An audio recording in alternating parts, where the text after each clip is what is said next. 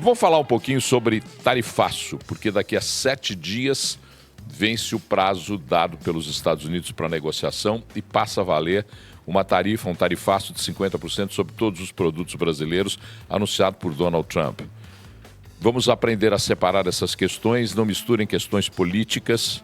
Donald Trump fez uma pressão política porque ele estava sendo emulado por vários atores, inclusive por Eduardo Bolsonaro, que junto à equipe de Trump fomentava a ideia de que podia pressionar o Brasil, mas é absolutamente descabido achar que uma pressão internacional vai fazer peso a uma corte nacional, a Suprema Corte Nacional. Em que pese, e eu sempre disse isso, não concordo com o que faz a Suprema Corte brasileira. Mas pressão de Trump não vai resolver problema aqui. Isso não vai resolver de jeito nenhum. O economista Gustavo Andrade, que divide comigo o meio-dia em pauta na 98 News, disse ao início de todo esse processo do tarifaço que se não houvesse rápida movimentação do governo no sentido de procurar uma solução econômica, nós teríamos os 50% como o piso. Não teria menos do que 50% na tarifa. E o que está se avizinhando é exatamente isso. Por quê? Porque o governo brasileiro é letárgico. Porque o governo brasileiro não sai da inação. Não sai do ponto de parada, de observação ou até de provocação.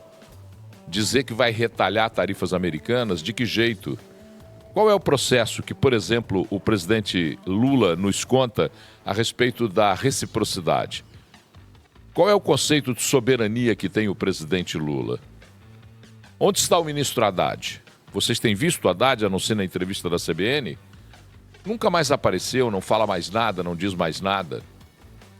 Ontem o governador Matheus Simões, e eu não concordo com a fala do do vice-governador Matheus Simões, eu não concordo com a fala dele, discordo de maneira muito clara.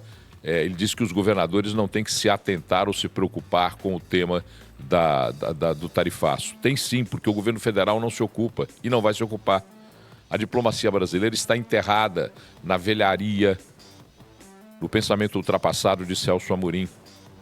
Então nós não vamos ter nenhuma solução e seremos penalizados.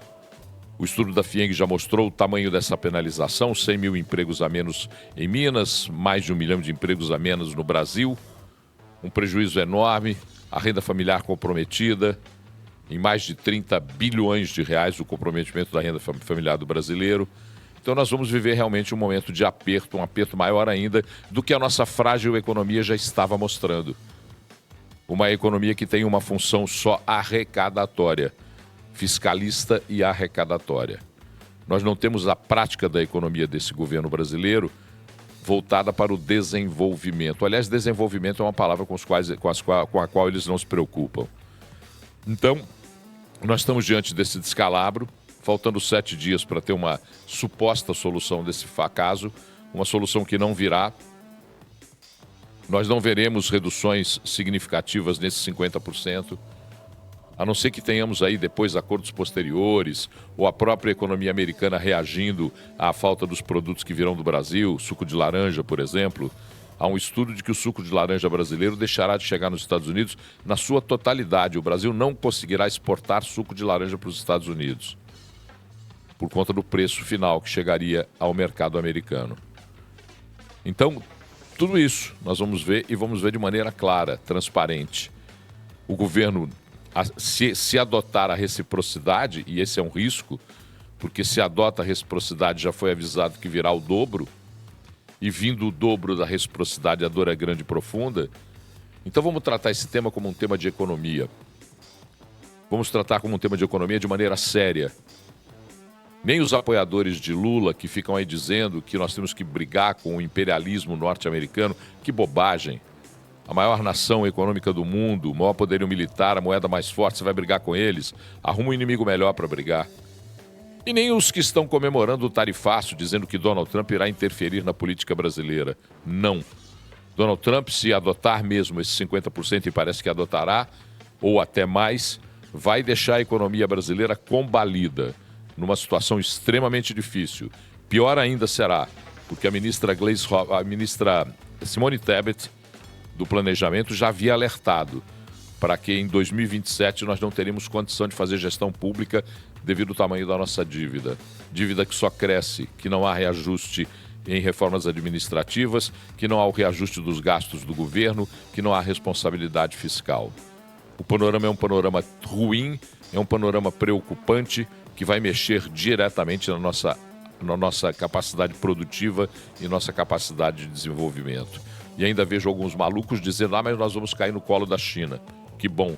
Vejam como os chineses negociam. Observem como negociam os chineses. Lembre-se das nossas crises com os chineses, de fornecimento de frutas, de fornecimento de carnes. Como é que os chineses agem? Eles retaliam no momento seguinte.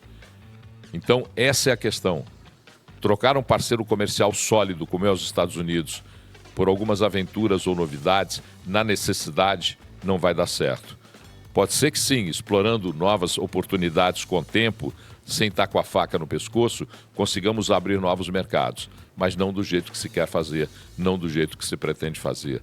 Cair no colo da China pode ser pior do que não negociar com os Estados Unidos. Mas o tempo dirá, esse governo ineficiente vai se mostrar cada vez mais ineficiente. E aí, vamos ver o que vai acontecer com esse país. Infelizmente, nós sofreremos, e sofreremos muito com isso. Pouca esperança mesmo, Paulo, da gente não ter a implementação do tarifaço em 1º de agosto? Não teremos nenhuma esperança de não ter o tarifaço. A tendência dos setores das relações comerciais americanas é não abrir mão. No dia 1º de agosto funcionará o tarifaço. Nós estaremos pagando 50%, estaremos com imposto de 50% em todas as nossas exportações. Isso atinge diretamente o número de empregos no país. Isso atingirá em médio e longo prazo a vida, particularmente, da classe média e da classe menos favorecida.